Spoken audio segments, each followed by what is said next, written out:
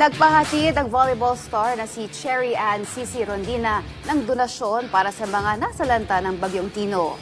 Sa kanyang social media post, nakapagtipon si Cici Rondina ng halos 200,000 na donasyon para sa mga residente ng Barangay Estaca sa Compostela, Cebu na matindi ang napinsala ng bagyo.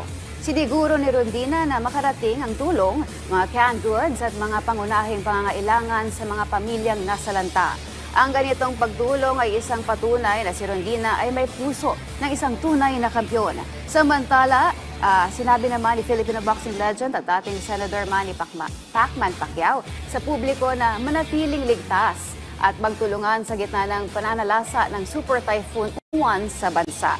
Sa isang mensahe, ibinahagi ni Pacquiao, hinimok niya ang mga Pilipino na huwag mawala ng pag-asa at magdasal para sa kaligtasan ng lahat, lalo na sa mga lugar na matinding tinamaan ng bagyo.